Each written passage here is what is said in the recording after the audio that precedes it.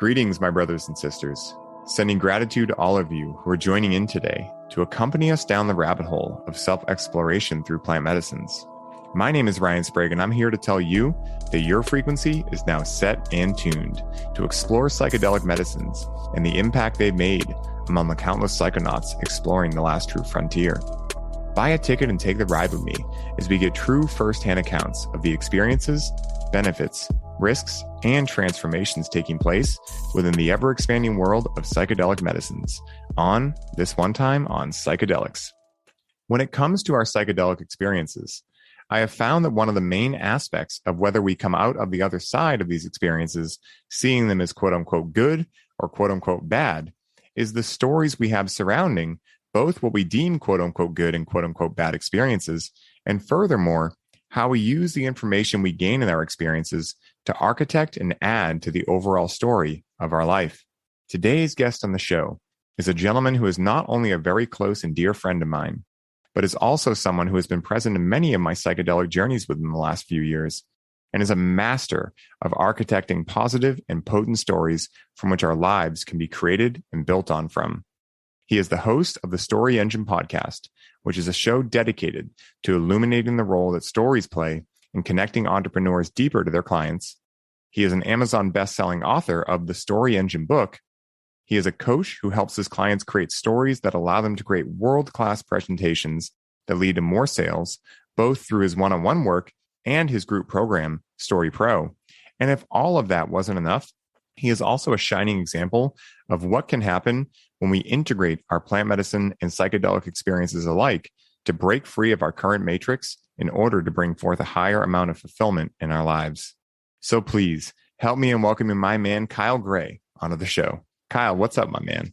Ryan, it's such an honor to be here. And I just right away have to commend you for taking the time every time to read through your intros and make them fresh every time and really craft something. That wasn't some like canned thing I hand you. You wrote that. And just so everybody listening, I mean, they're listening because they know this is just a really high quality show, and you just put a lot of love into the craft. And so it's really exciting to be here. These are super fun stories and sides of me that I haven't really had an opportunity to share, or like a safe place to share. And yeah, they're an important part of my life, more and more. Yeah, man. You know, it's so funny you say that, because that's one of the main reasons I made this show, right? Because, you know, not only do I have many different psychedelic stories that have added an amazing amount of light and power and challenge, and many times, to my life, but, you know, I think that with the rise in popularity surrounding psychedelics, it's important that we come out and we, you know, essentially come out of the closet, if you will, and share these stories, because the stigmatization of psychedelics is that, oh, burnouts use them. Oh, you're never going to amount to anything. And again, these are kind of outdated now. Like we're pretty aware these things are not actually reality. But I think that the more we can come out and have people like yourself, right, who are extremely successful, you know, they're helping people create presentations, you're giving speeches, right, all of the things that for a lot of people bring forth a lot of anxiety, yet you've also benefited from plant medicines. And so I like to say that what this show does is smash stereotypes. You know, all too often we get stuck into these, if you will, stories, right, surrounding psychedelics, surrounding business, surrounding whatever it is, that essentially keep us boxed in.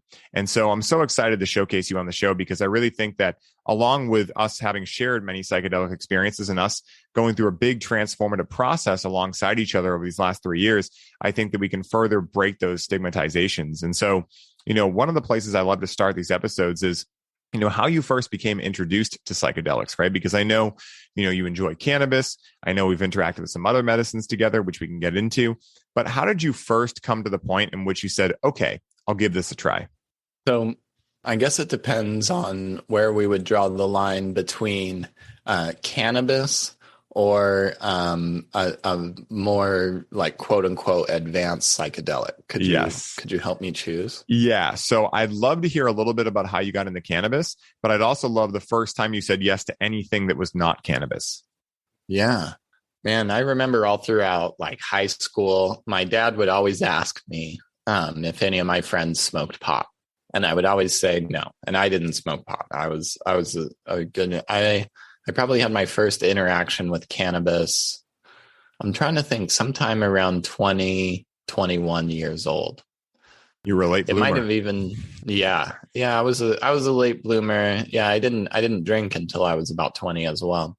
Wow. But I definitely made up for it in like 20 to 24.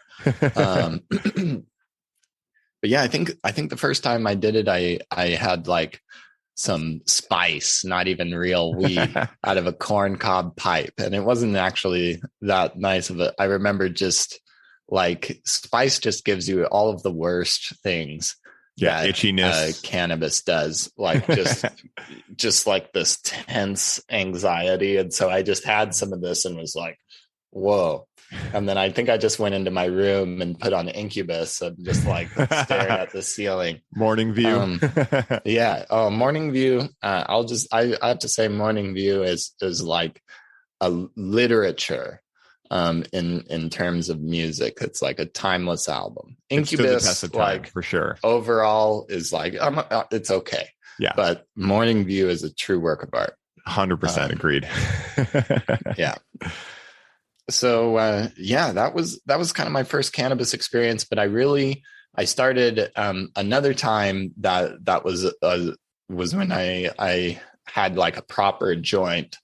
I was hosting a party. I was living in Argentina, and I was like an international student. I knew a bunch of other international students from all over the world, and I knew students in Argentina. And Argentinians aren't very used to having house parties, and I am. So I'm having a bunch of people over, and somebody, one of my friends, Facundo, this big, like strong, macho Argentina guy, gives me this joint, and I've just been having a few drinks, and I'm like, oh, what the hell, we'll do it. And just blasted, just not in a good place. And I remember walking back into my kitchen, or like my living room, and there were a bunch of Guatemalan kids like jumping up and down doing these drinking chants. And I see a crack in the floor, like the tiles in the floor had this huge crack. I was like blown away. So I thought I could see through the floor into the internet cafe below my apartment. And like my apartment was just destroyed. And so I was just like blown away. I remember being totally overwhelmed and terrified. What ended up happening, or even like somebody was at the party and they accidentally like dropped a purse and it like cracked the window too. It almost looked like there was like a bullet hole or something. And then my landlady must have heard some kind of report. She came by first thing in the morning the next day and like just walked into the house, because people couldn't do that in that country.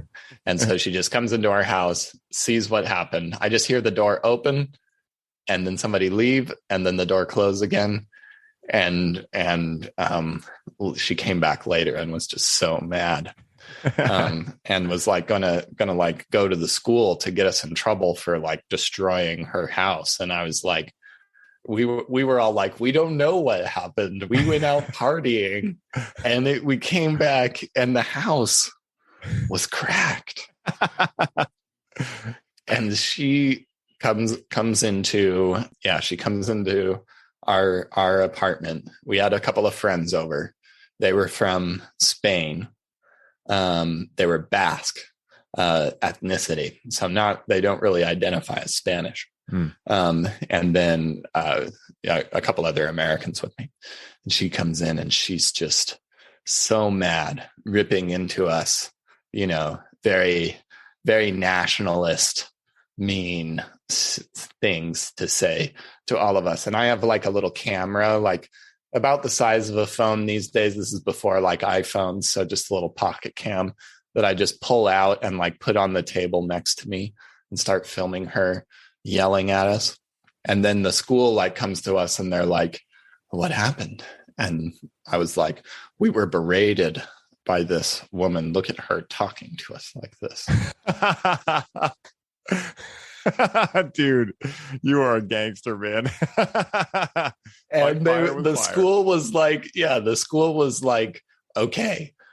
So she was a real big pain. Like there was this arrangement in the exchange where we had to buy groceries and then she would reimburse us for food. And she was always so picky. She would be like, oh, you bought 2 things of crackers? That seems like too much. Not reimbursing you.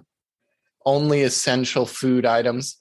And so it was this weird thing. And then all of a sudden, because I recorded this video, I was like, we can't be in contact with her. We just need to, and you should just pay us directly for our food. And they were like, yeah, okay, that's a good idea. And so we just cut off all ties with her, and we got to stay in the apartment, and we fortunately weren't held accountable. Transformational stuff, people.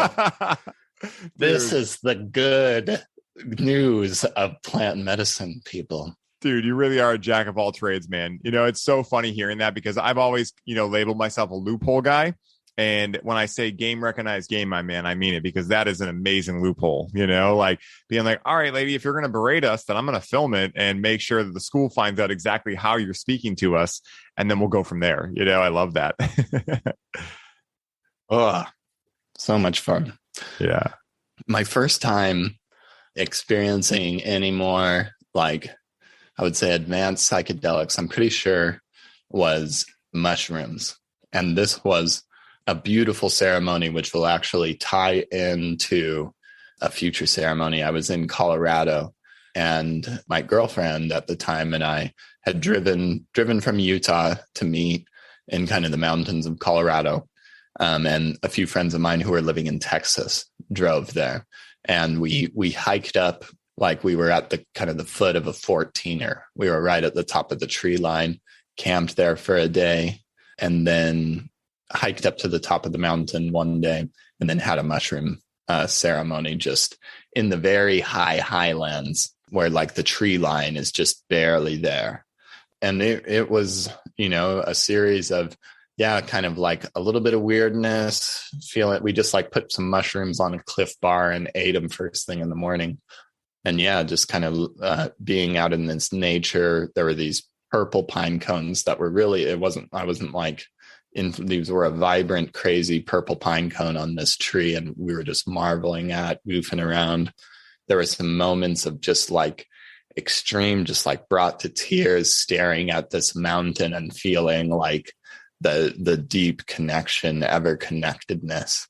And so there was some really powerful moments of that. And I remember particularly like seeing aspen trees dancing around in the wind and feeling like they were kind of moving for me, or there was a relationship there. Yeah, this was a really interesting time in my life, right before I really set out on this entrepreneurial journey. And right before I really started to learn a lot about my health, and not in the fun way, at least at first.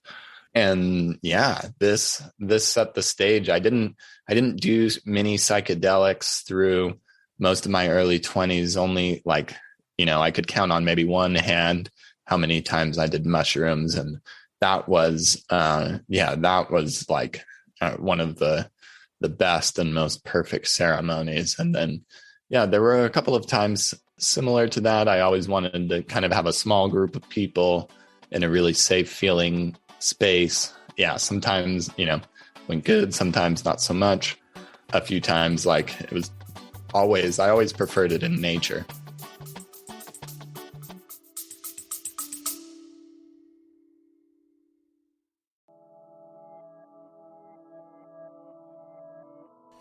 Hey, everybody. I hope you're enjoying the show. I wanted to take a quick moment to let you all know that the doors are officially open for the Conscious Cannabis Collective.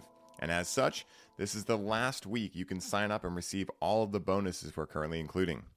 This is the last time I will be personally onboarding those of you who sign up with a complimentary one-on-one session, and you'll have the ability to get the Grow with Cannabis course for free during this limited time. For more info on how you can take advantage of this offer, head down to the show notes for this episode and secure your spot today, as we only have so many spots left and they are filling up quickly. Now back to the show.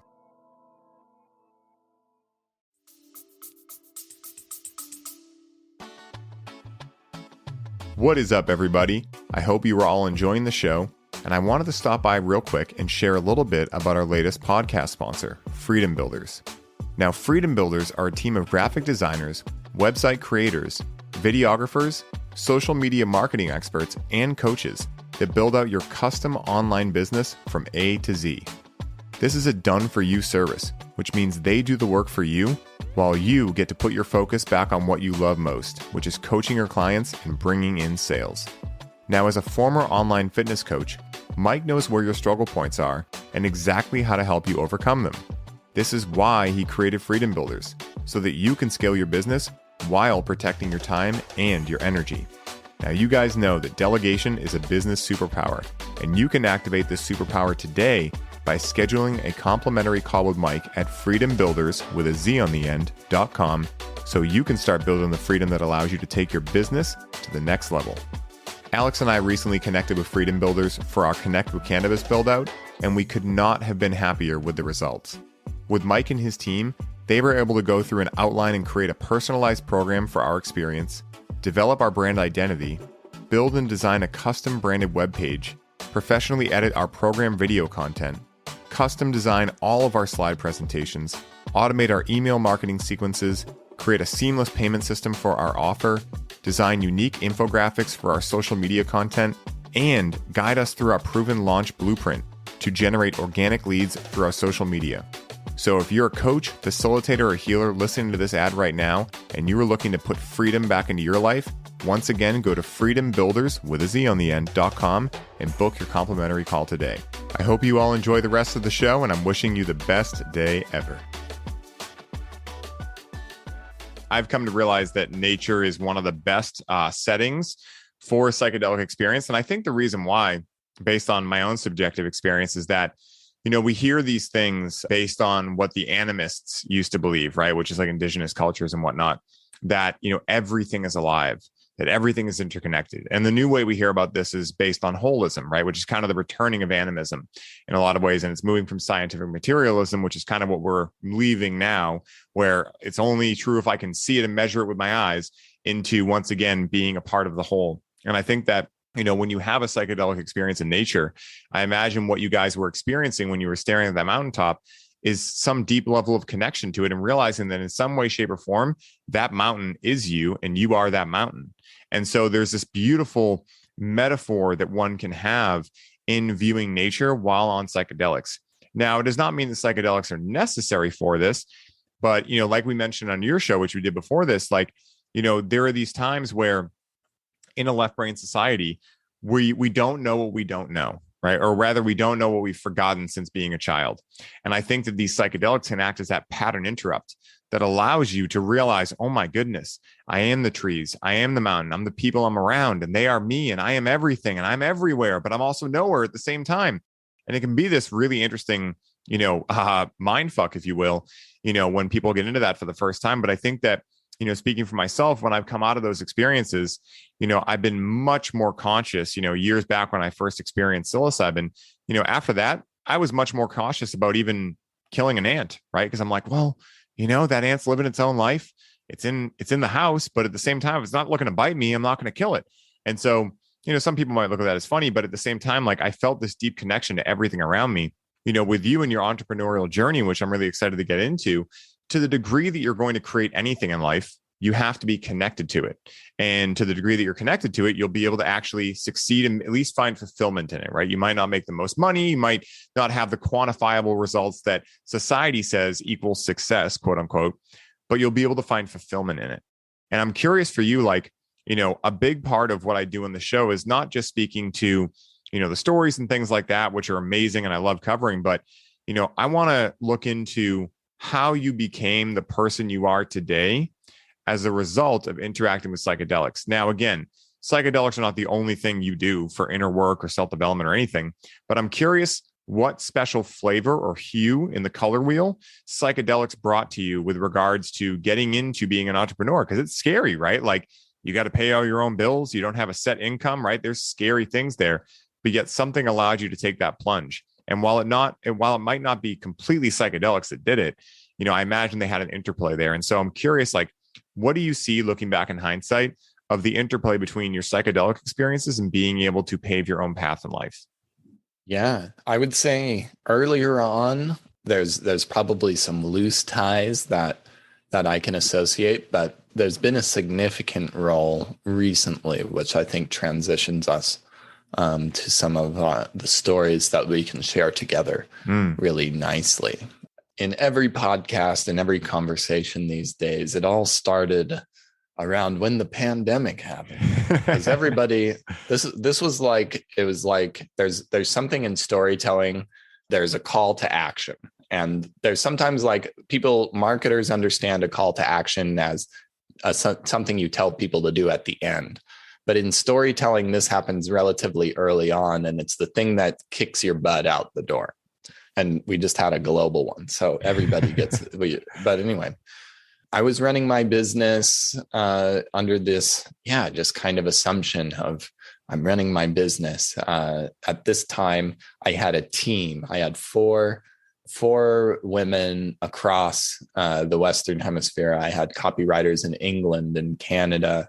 I had project managers and team members across the country. And I was running a marketing agency where we would write great presentations and build sales funnels for thought leaders and influencers. And things were that we were bringing in money, but there was kind of this strategy. I wasn't managing it very well.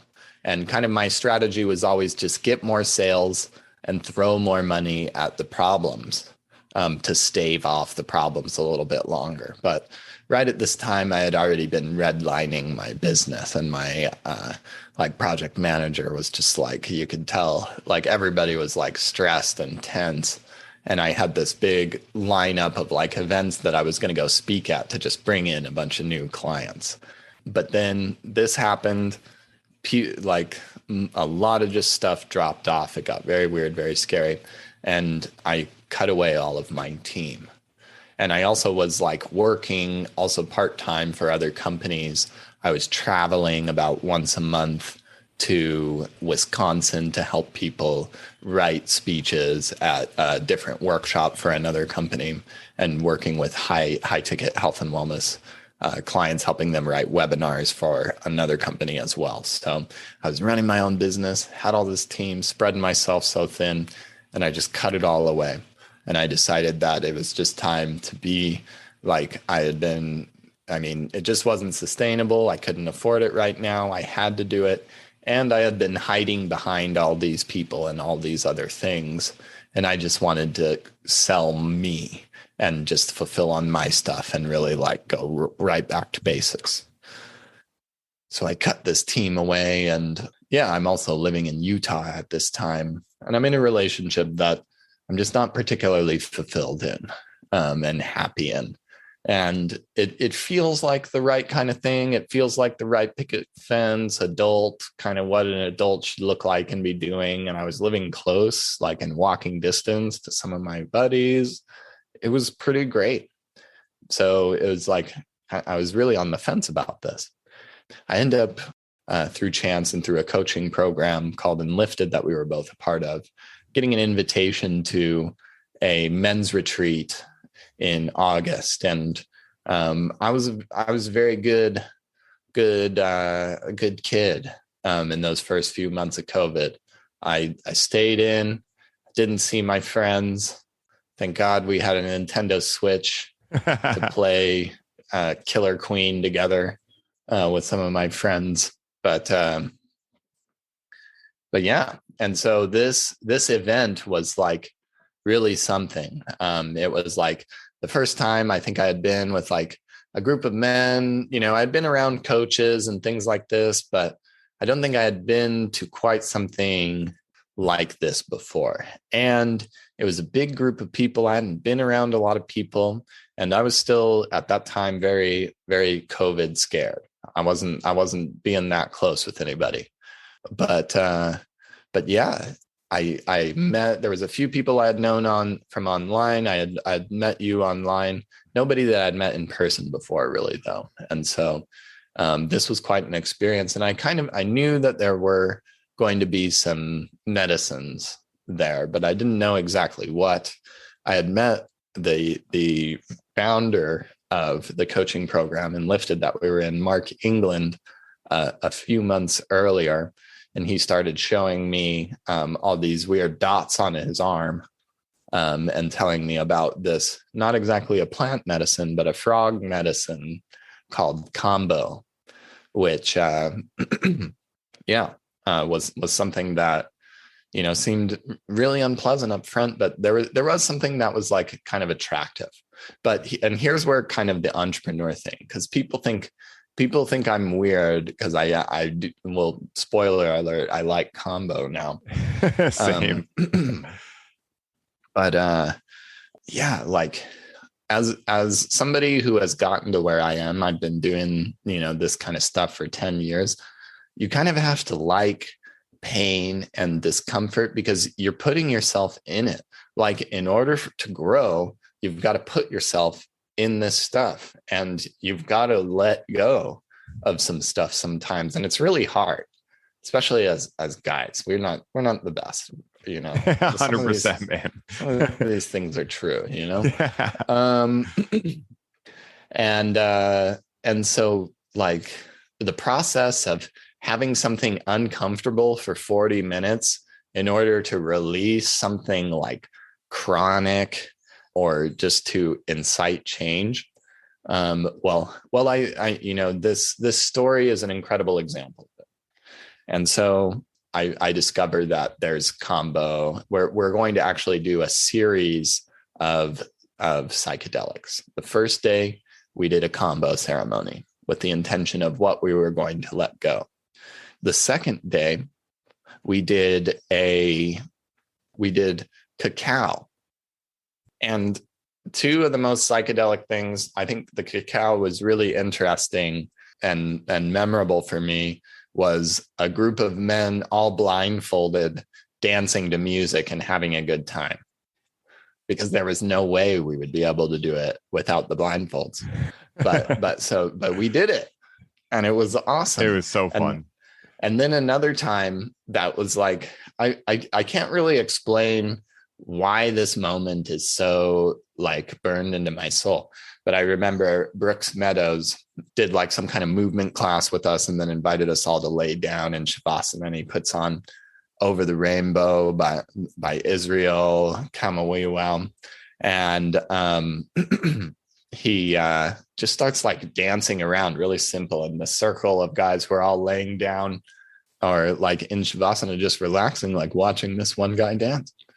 And I was like, I've never seen anything like this before. Like, I don't know, like, this is crazy. It was just this, it was like an act of vulnerability, which was something you had mentioned on our show a little while ago. Mm.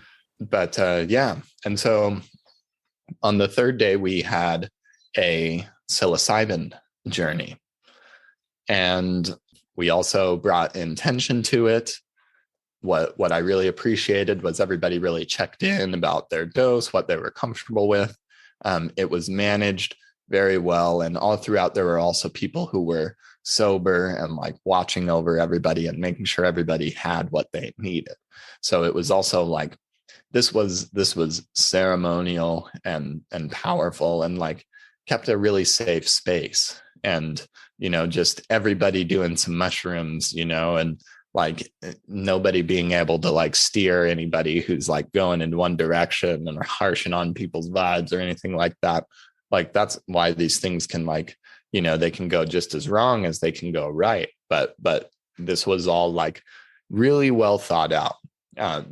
Shout out to Chris Marhefka, because, that event was a masterpiece and people are talking about it all the time. Mm-hmm. Yeah. So I had my dose of mushrooms and I set up a hammock. I had a pine tree at my feet and an aspen tree at the head of the hammock.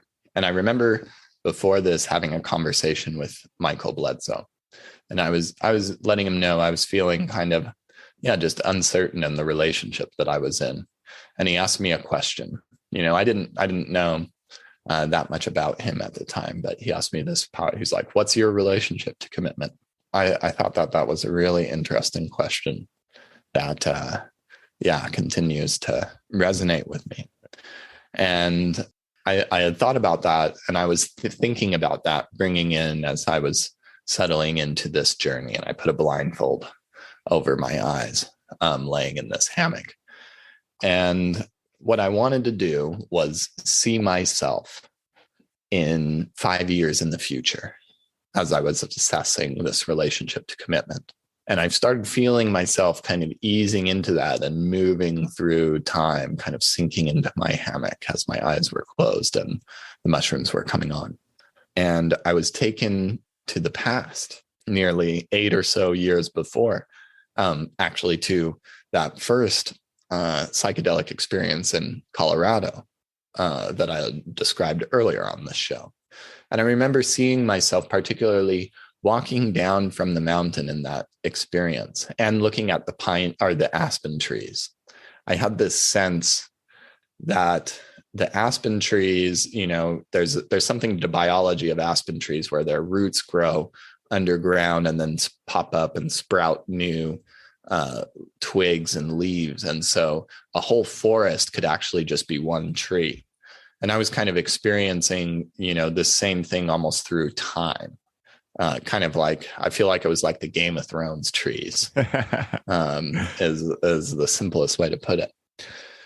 So yeah, so I remember like seeing the trees like waving to me, and I'm looking down at myself, you know, all these years ago, and I'm just feeling all this love for myself. I'm like, oh, Kyle, you know, you have no idea the adventures that lie before you, the dreams, you know, the experiences and the pain. And I so believe in you. You're going to do so good. And I just really felt that for this younger version of me. And then, you know, I had turned that around, and that was actually the message from the future that was like trying to connect with me. And I remember just being like, wow, amazed by that. And so what happened after this was I remember visualizing meeting versions of myself. There was my current age, there was the 5 years ahead person, there was my 24-year-old self, there was a 19-year-old, and there was this about 8 or so year old. And we're all looking at each other, and there's just this like knowing of each other through time. And this like, wow, I understand you and I feel for you, you know? And so we all had lessons to share and contribute that we had all brought. And the one that really stole the show was the 8-year-old. And he shared his lesson. And I remember being his age, and I was climbing up an aspen tree at my parents' house in Utah. And I remember climbing. I climbed in this tree all the time. I would jump from the fence into the branches and swing around like a monkey and do all kinds of crazy stuff, totally fearless. And I was climbing up really high one day, and I remember looking at my parents' second-story bedroom window and being a little bit above it. And I'm like, yeah, I'm really high up now. This is rad. And snap. And all of a sudden, I just look down and I'm seeing just the ground coming at me, and I just hit branch, smack, like blackness. You know, I wake up, come to, my parents are rushing to me. My face is like bleeding, kind of. I still have this like Harry Potter kind of scar on my forehead, and I have this concussion, you know. And this is the story that I remember. And I look at this story and I just kind of saw it just as it is for a long time. And then, you know, as I relived it, I was like, and thinking about this thought of the aspen trees being with me. I had seen that this tree had saved my life. It had, like, you know, I was falling, but I probably got a concussion, but no broken bones. I fell like 2 stories. And I landed, you know, like face first. So there should have been a lot more that happened that didn't. And so I just was like overwhelmed with this gratitude, like, wow, I'm being protected. Wow, I'm like, okay, like I'm almost being moved to tears thinking about it again. Yeah, I started feeling that. And then right at this moment, several hours had passed. And one of the spotters, his name was Bobby. He came by, was checking on everybody.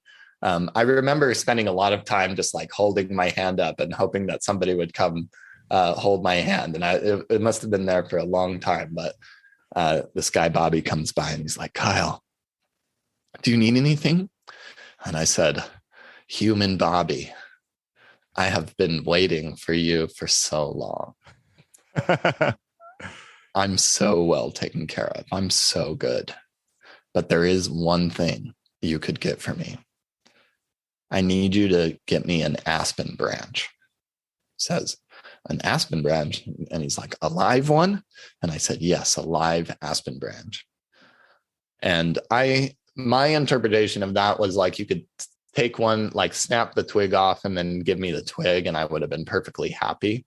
But he took it much more seriously, and I'm grateful he did, because he wanted something that remained connected. He looked up at the branches because I was hammocked on an aspen tree above me, and none of them were in reach. And then he looks, and actually I had one of my hands was like gripping onto a pine tree with like, just a pine tree vice grip. And it felt really good, but he was like, just open up your hand and move it 1 inch. And there was a little, just like I was telling about the biology of aspen trees, a little sapling right there next to my hand. And I just let go for a second, and I touched this aspen tree, and I swear it was like this divine orgasm, of all knowingness. Like it was the unity. And I was like so moved into tears. And I just like, there was like the message for me was something like, my whole life, whenever I was feeling pain, I was just missing the aspen tree.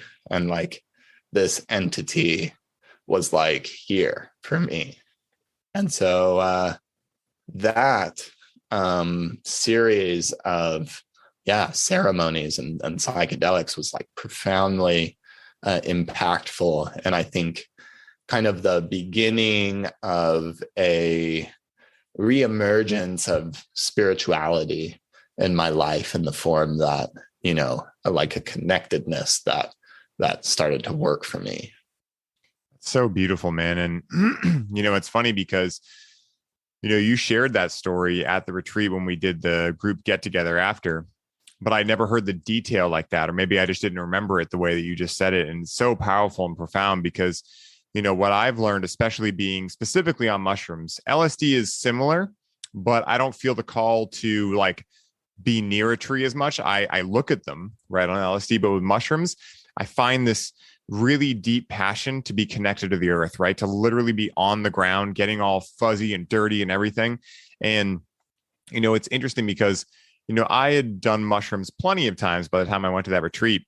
And I didn't even do that large of a dose. I think I did 2.5 grams that day. But my intention, I was having daily headaches for quite a while that were starting to subside a little bit. And I actually have a funny story of how psychedelics help with that too. But when I got there, it was obviously during the pandemic. I had all the time available to me, right? I wasn't working at my job at the dispensary. I had quit. I had all this time, but yet I wasn't sticking to meditating. I wasn't sticking to breath work. I was just doing so much. And it wasn't even like from inspiration. It was just doing stuff. And then I would get to the end of the day and I would stay up way too late, trying to stretch every muscle in my body, just kind of being OCD in a way, right? And I think I was lacking some meaning in my life at that point. And, I had started highly optimized, but, like I didn't really know what it was about. I didn't know what I was doing. And so, I had got the call over and over of how important meditating and these inner work practices were for me. But when I went to that retreat and, we had those 3 days, which, we can get into the hilariousness that was combo because I had never done it either. And I'll get into that in a second. But, after we had done the combo and really released so much and then done cacao and opened our hearts, and that retreat, I credit for the reason I drink cacao every day of my life now, because I love it. I love the effect of it. The theobromine mixed with a little caffeine. It's just this amazing heart open feeling. And when we had done the mushrooms the next day, I went into it with the intention of like, why am I having these daily headaches? Why do I have neck tension? Why do I have all this tension in my body? And I remember exactly where I was. I was laying in the great room. There was that Krishna song playing. I know you know the one. I forget who does it, but that one that says Krishna over and over. And it was around probably an hour and a half into the experience. So I was fully feeling it then. What was shown to me was this defensive linebacker, right? Like just gripping and waiting for someone to hit them. And so the message I got from that was like, oh, I've been playing defense. So the first thing my mind said was time to play offense. And I went, no. And the message that came through to me was, no, it's time to start playing. And then I saw from there, like, why you meditate, why you do all these things. All of that was shown to me. It's like, you want to know why you felt different when you were a kid? Because you had more space in your life. And right now you're looking to add more things in to an already full traffic jam that is your life. And so if you want to actually have fun in life, you need to create space and you need to make that a priority. And so I remember hearing that clear as day and being like, whoa, okay. And it was funny because like, I just felt complete after that. And I remember after that, it was probably like an hour, maybe a half hour later, I stumbled outside and kind of everyone was starting to join in groups and start talking. You know, everyone's kind of like, okay, we can function enough now. And I'll never forget, man, like, shout out to Bobby and all the people that were facilitating there that weren't interacting with mushrooms, because they were intimately connected to our wants and needs without us even knowing what we wanted and needed. And it really reminded me of being a kid where like your mom just drops pizza rolls in front of you and you're like, how did you know? And she's like, because I know you. You know what I mean? Like, you're playing video games, you need pizza rolls. So I remember I was talking in a circle with Ben, Joy, and Mike, and I think Danny was there, a bunch of people right outside on the lawn. What a beautiful location, by the way, too, in the mountains of Colorado. And so I'm sitting there and I'm talking to Ben Joy. So my back is to the house and we're talking, right? I'm doing the best we can at talking anyway. And he's in the middle of a sentence and he's like saying something like, yeah, you know, they're hitting me interesting and blah, blah, blah. And oh my God. And I see his eyes go behind me and I'm like, what's about to happen? And this huge bowl of fruit with like just lands in front of us. And then they start pouring nutso into the middle of the fruit. And all of us guys were just like, oh my God, like it was the best thing we had ever seen. And then we proceeded to eat it all like cavemen. And some of us are naked. Like it was an amazing experience. And, you know, I really thought that was so powerful because I had just learned like, okay, what do I need in my life? I need space. So then I go outside and I start just not really caring. And again, at this point, I was much different than I am now. So I was still like in that anxious, like, oh, I'm around new people, I have to talk all the time. That was the first time where I went, let me lean into this realization I just had. So I just was there listening, you know, eating fruit, talking when I felt like it, you know, totally on vacation vibration. And it was so beautiful. And, you know, I thought that one of the best parts of that retreat was after we were done, I think it was on the last day, we went out and took these really hilarious manly pictures with our combo dots. And I think that was one of the funniest things just because it was full play mode, right? And I left that retreat being like, it's time to play. Like, it's time to really initiate play into my life again. And I think that, you know, I know that changed my life in a very profound way. But the combo part was really funny because I had never heard of combo before when I got there. But the second I heard about it, there was a voice that went, no. And there was a voice that went, do it. And I know the voice that went, do it was much deeper than the mental voice that was saying no. And so immediately I was like, all right. So I went into that and I think I did 4 dots. And, you know, I expected the one thing that I was nervous about was that I kind of had a little PTSD surrounding this mushroom experience I had where I thought my throat was closing up and I was dying. And so I asked the facilitator, I said, hey, is there a chance your throat will close up? And he goes, yeah, it will swell. You know, it could not close up, but it could give you the feeling that it is. So I was a little nervous, but when I went into it, you know, it was this beautiful liberation of actually being able to like almost go back into that story and realize that just like that story, my throat was not closing. I was fine. And it was actually this beautiful, warm feeling. And so when you were mentioning you love combo, I can definitely identify with that because it's this beautiful rush and I'm a fire sign. So I like intense things. So it was just so beautiful, man. And, you know, I love that you shared that. And, you know, I know there were a couple other experiences quickly after that, not too long after that, that I'd love for you to get into, you know, that we shared together. But thank you again for sharing that, man. I mean, it's so powerful because it allows me to remember aspects of that journey that I haven't thought about in a while. And I think for anyone listening, like, you know, this is the beauty of talking to people that you've had psychedelic experiences with, because it allows you to access the magic that was that psychedelic experience while in a sober reality.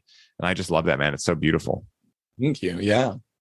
So there were 2 more journeys that all culminated in that lesson that you just described is poignant to me now and was also poignant to me then. And before I dive in, I just, you know, I kind of feel like where I am right now in my life is I've like gotten to the point in my business and in my work and in my life where, you know, I can definitely use more money and more growth, but I feel like we're pretty secure and we can like handle things and we're bringing in enough money to be okay. And it's just It's like I have the business is done, and I've been spending like so much time, being exactly like what you were describing as the linebacker with my business.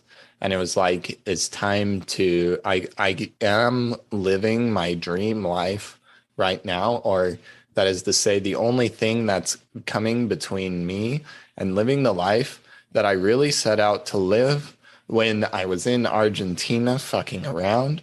What the vision of like, I want to travel anywhere and be creative and work from my laptop. And this is actually way beyond what I envisioned as possible for me, like you had mentioned on your show. Anyway, that being said, a few months later, so this happened in August, and then I quickly got another invite to a retreat in Oregon.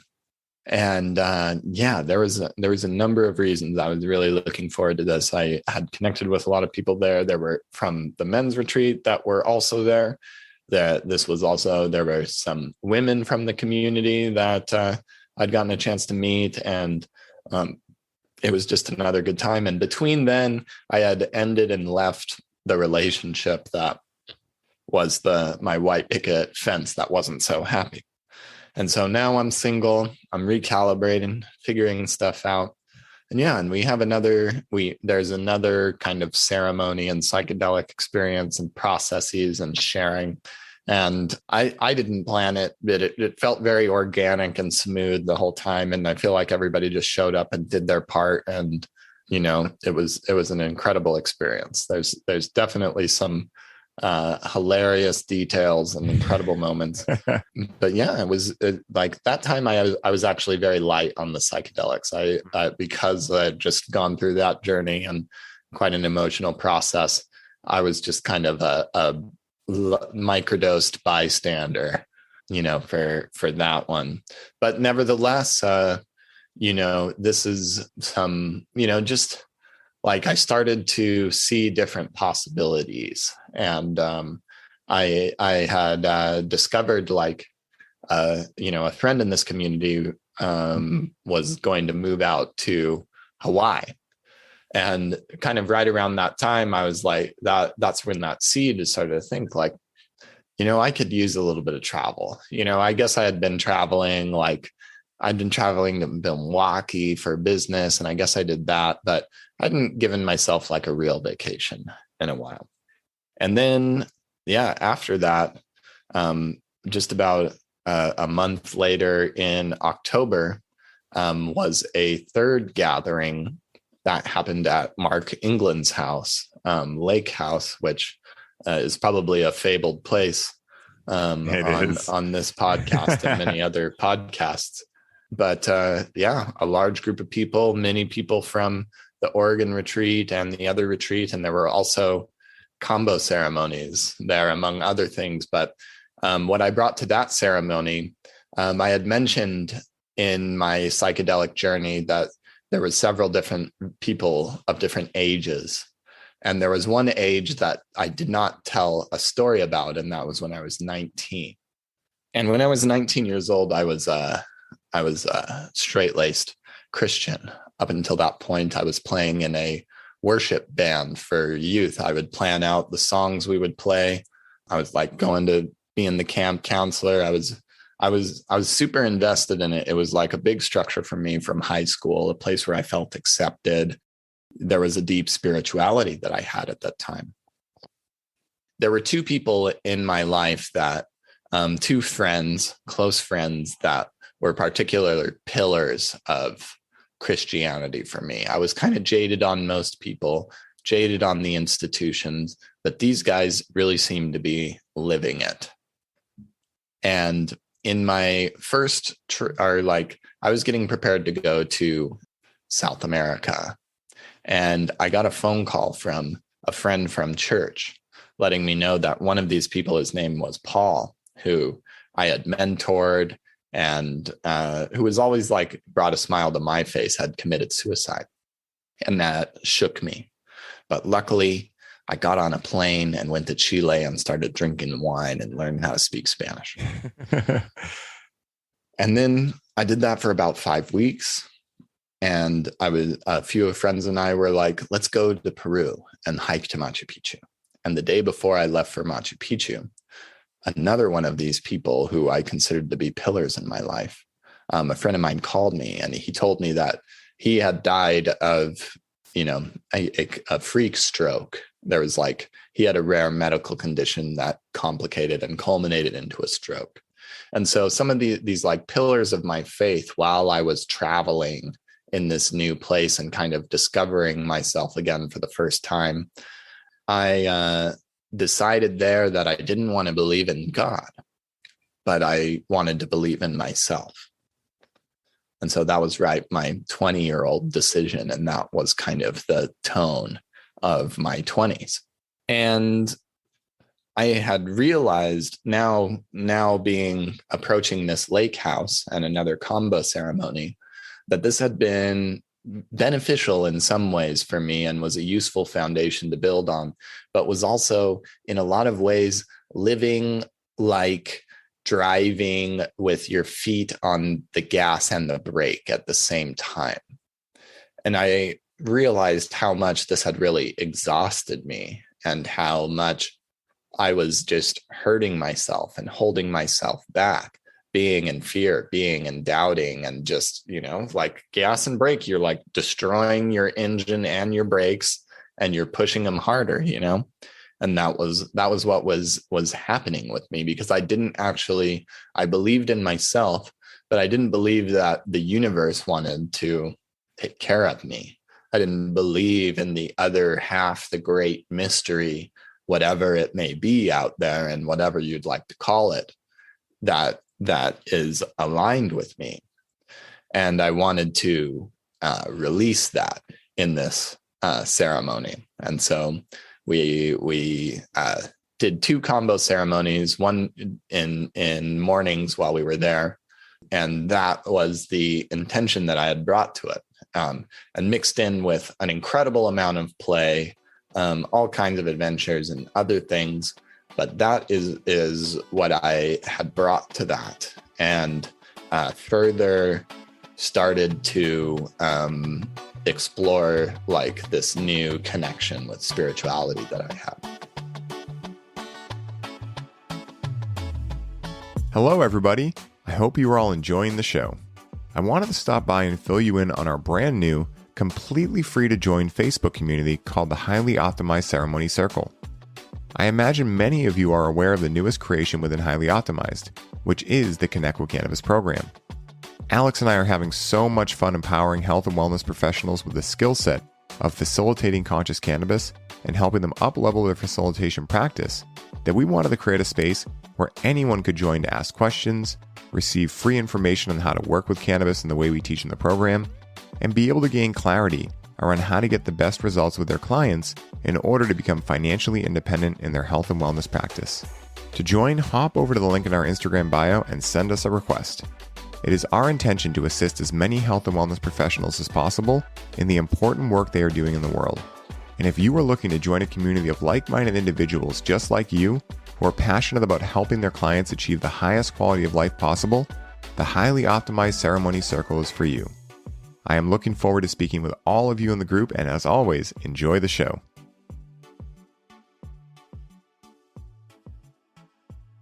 It's so beautiful, man, because, I think for a lot of people, including myself, you must become the heretic before you can find your own version of what faith or spirituality is, right? You have to question everything you've been told and everything you've known up until that point to be able to create the space to bring in something new. And I think that, once again, the way the animists and now the holism, type individuals that view life in that way, look at life, is that everything is alive. Everything is capital G God, right? Or source, whatever you really want to call it. I use God because I've lessened the charge around that word in my own life, but whatever you choose to believe it is, the flying spaghetti monster, whatever it is, right? But at the end of the day, I think that, this falling away, right? This whole thing with the pandemic happening too, I think for a lot of people, definitely myself, and it sounds like you as well, it felt like at first our world was falling apart, right? And just like I was saying, I think before we hit record, sometimes breakdowns, and it's necessary to have a breakdown before a breakthrough. So our worlds fall apart collectively and individually, and then we feel lost, right? But that's actually a beautiful step to be in the process, because it's the process of surrender, saying, I am lost. I need some direction here. And then when we don't have, subscribing to a certain faith or something like that, there's the opportunity to ask not only what would love do now, but what am I feeling intuitively would be a positive move for me? And what I love about your story is that not only did you hear the call for Hawaii, but you bought the ticket and you took the ride. And now you've been there for how long? I mean, you've been there for a long time now. Well, yeah, we didn't quite complete that loop yet, but so I had the desire and I had felt the call. And after just a few days after Virginia, I had bought the ticket for a 5-day trip to this island. And I came out here and had some absolutely incredible time being out here, especially after kind of how I had already described being shut in for a long time, being very afraid, high anxiety, and disconnected with myself, and to kind of being defibrillated in a way through these experiences. And I came to this island. And one thing that I haven't really shared about, like, between this is, I've been in this business and I have traveled all over the world. I lived in Thailand for a year working for a startup. I've lived in Colombia. I've like became a digital nomad and a traveler. That's what interested me in business at first. I just wanted to figure out how to move around. And so I came to this island, after a long time of that part of me was dormant. Sure, yes, I was traveling to Milwaukee. That's cool. Not nearly as cool as Hawaii. but I hadn't been, like, it reminded me of what it was like when I was living in Thailand. And I just had felt like this incredible freedom and possibility. And yeah, I was making things work. I, had a cool, not a great US salary, but an incredible salary in Thailand, that I, had my own scooter driving all over this island. And, this was like a dream fulfilled. I had spent several years listening to podcasts about location independent entrepreneurs being in Bangkok and Chiang Mai and Vietnam, all these different places. And I was so wanted to go. And then I was there and like driving around, and that was like the foundation that got me the skills that put me where I am. And now I'm back on this island and I'm feeling that initial like magic again of what it was like. And so I remember deciding to like extend my vacation through, I was planning on being home by Thanksgiving, but I was like, I'll just stay through Thanksgiving weekend and my parents and I will have a Thanksgiving later. And then, yeah, so I remember right before Thanksgiving, this was not a psychedelic. I wasn't on any psychedelics, but just experiencing a mix of emotions at the time, some sadness, some possibility, some like just overwhelmed with all of these feelings coming up. And I remember looking up at this big mountain or towards the volcano on this island. And I said, "Mountain, what do you have for me?" And she responded to me, "Stay and become yourself." And there's been kind of this connection with a spirituality, with nature, with the unknown that's been developing in my time here. And I have felt in a similar way to how I described falling through the aspen trees. Sometimes it feels like falling, but I've always been really well taken care of. And, a lot of, probably more often I'm falling up than down, but it still feels like a wild ride, And yeah, so being here has given me many opportunities through all of the practices that we have described and accessing nature. And I truly believe like this particular place is like a conduit for something magic. And I also want to like leave, this, I don't know how long I'll be here, but I have been here for coming on 2 years now so one 5-day vacation became extended, stay for another month. And in a time where the world was really locking down and being stressed out, Hawaii certainly had its rules on the entry, but I felt like I could live my life without being in fear and under pressure and stress. And I feel like that both sheltered me from I went back to, Utah and saw other people, and there were some people that fared really well. And I feel like a lot of people over these last couple of years had a really heavy weight and burden on them. And I'm grateful that I was able to remove myself from a lot of that and create a rich soil to not only embody this business, embody my own value as a coach, which I have been doing, which I kind of set out to do and mentioned in the beginning of this. But over these last 2 years, and I'm an expert in helping people sell more of their products and services with better storytelling. And I've been working in that for upwards of 8 years in one form or another. But what I've been integrating here is, I've had my own journeys of health, and I have been reflected as a healer in many ways. And there was a lot of time where I didn't really appreciate that identity. But more and more, I now see the work I do, not just helping people sell great products and services, overcome objections with speeches, but the actual stories we tell and the work that we do. I see what I do as a transformative process that allows people to elevate themselves, to enroll themselves first. If you're going to sell a high ticket coaching program or service, then you better have a story that gets you excited enough to buy it. Because if we don't have something that connects with that amount of value and identity for you to get you to step up and feel like you're ready to make that offer and make that ask, then you have no business offering it. But there's ways that we can access these same stories. And no matter where you are in business, people are being held back by stories as well. And the same thing that I do to be able to persuade somebody to buy something from the stage, we can persuade you to step into the next level of yourself. And so there's a much deeper aspect to what I'm doing that I'm now embodying more and bringing forward more. And it is parts of me that the 2019 agency owner version of me would have just scoffed at or not seen as valuable. And now I am, commanding high ticket prices that I'm very proud of and still feel there's so much more to go. And it is because I'm building in more of this spirituality that I've been connecting to. Yeah, so, man. Yeah, that kind of brings this whole thing full circle. It's amazing, man.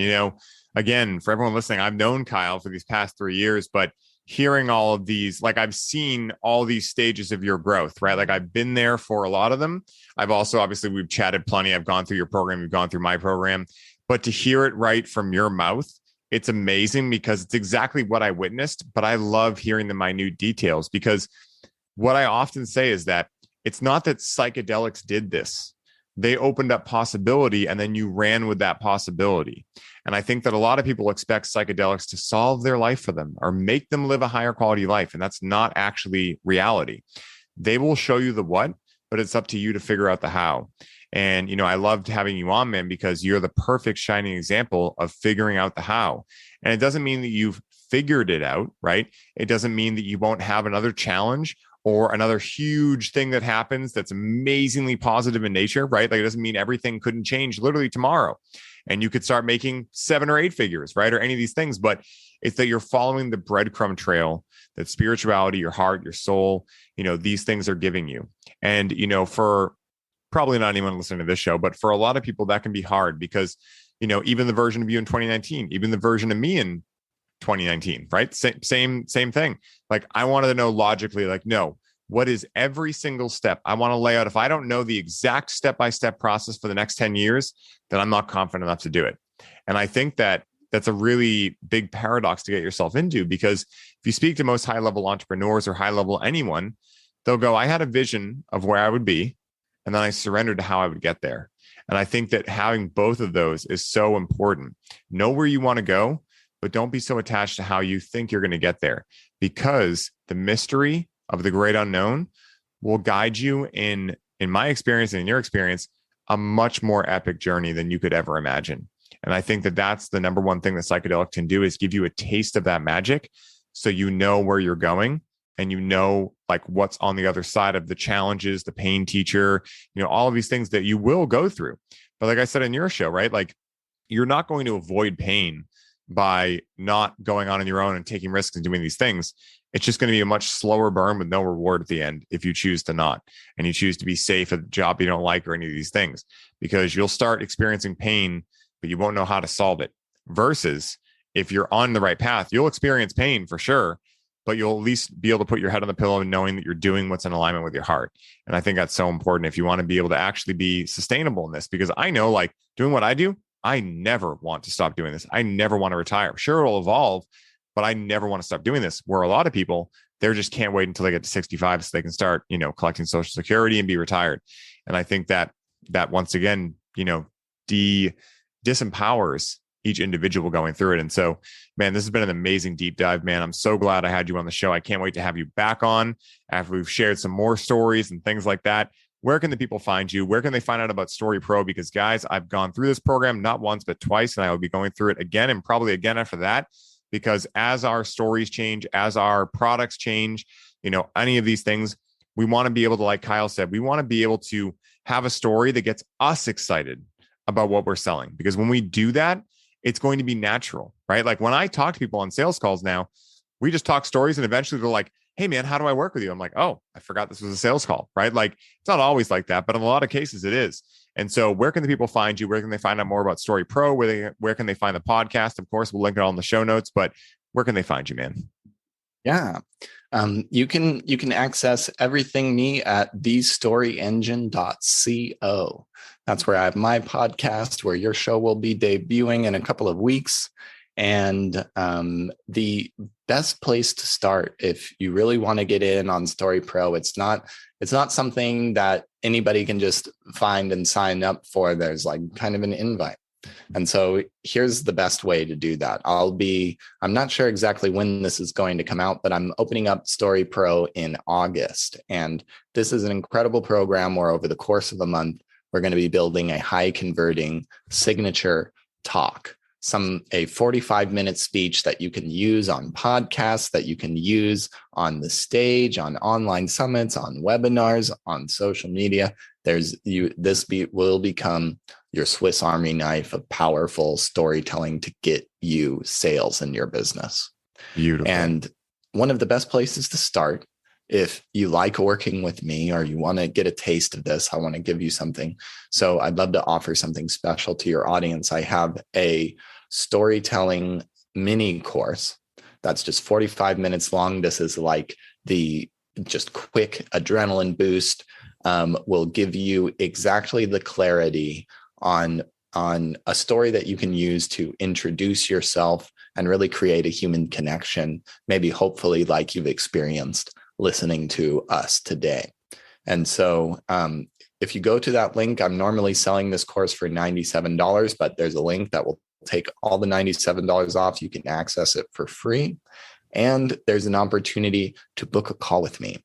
So if you're really feeling it, I only want to work with people who are like ready to show up and make an impact. So if you take the course and you're really feeling it and you want to book a call, let's chat. I'd love to talk with you about how you can use storytelling in your business to get some of the results. Like hopefully you'll hear on Ryan's podcast or Ryan's interview on my podcast that will be published sometime around the same time this one is. But yeah, so I'd love to chat with you. I'd love to make an introduction, but again, you can go to thestoryengine.co/perfect and get that course. And then, reach out to me, book a call, email me, and let's get you a presentation that is going to overcome all of your clients' objections before they arise and get people ready to invest high ticket value and commitment into your products and services. I love that, man. And guys, once again, I've gone through that program. It's absolutely incredible. If you guys have heard me on any of the podcasts I've gone on recently, including Kyle's that we just did, the stories that I tell specifically are things that Kyle helped me shape. And, again, it's not all of us have stories, right? But the way in which we deliver them really matters. And we want to be able to create inspiration and shifts in other people. And so once again, Kyle, I'm so thankful that you helped me out with my stories, man, and continue to, because it's invaluable, both for me, because when I think about my stories, I tear up, like thinking about the impact they've had on me, and being able to portray them in the way and deliver them in the way that allows other people to become teary-eyed and connect to my story is one of the most amazing and fulfilling things that I do in business. And so thank you again, man. And my last question for you, Kyle, is this. Let's say someone listens to this conversation and they're extremely inspired to start looking into psychedelics in their own life. What is the one piece of advice that Kyle Gray would suggest to allow them to be able to use discernment in choosing whether or not these medicines are right for them in their life? I would say find a guide who knows what you want and who can ask you questions and curate something for you. These are very powerful things. And like we started out, there's a certain stigma we were talking about with these things. And honestly, it's around because it's true. Because there are people that burn out. Because there are way more people that abuse these incredible gifts, that this living nature we've been alluding to has been offering us. And so if you want to have an experience like the experience that I described, well, first, I was taking a part in curating them by bringing an intention to them, except for smoking cannabis in Argentina. But so I brought an intention and I had a guide or somebody who set the stage, set the environment, knew what to do, and was able to take care of us, was able to anticipate things like bringing an amazing fruit bowl. And that's exactly what you need and deserve. And those are the kind of experiences that can change the course of your life and have you accidentally moving to an island. So find a guide, and if you're listening to this, you've already come to the right place. Yes, I love that, man. Okay, guys, as I stated in the intro, I have had the opportunity to share a lot of space, psychedelic experiences, and deep belly laughs with Kyle over the last 3 years. And to not only witness his transformation, but to be able to have gone through my own transformation alongside him has been extremely inspiring, to say the least. For me, when I find individuals like Kyle who are motivated and devoted to living the highest quality life possible and taking the metaphorical leaps necessary to be able to do so, I take note. Kyle has taught me a lot over these past few years. However, if I had to boil it down all to one thing, it would be this. Kyle has taught me that life is not an observation sport, but rather one that is meant to be lived and experienced. And regardless of what our experiences are in life, that it is from those experiences that we can create stories that allow us to connect deeper to ourselves, those we love, our mission, and the world at large. In a world that is currently lacking in the ability to connect, my hope is that you take this episode and the gems of wisdom throughout it, test them out in your own life, and start discovering what all your experiences, psychedelic and beyond, allow you to create with regards to the story that is you.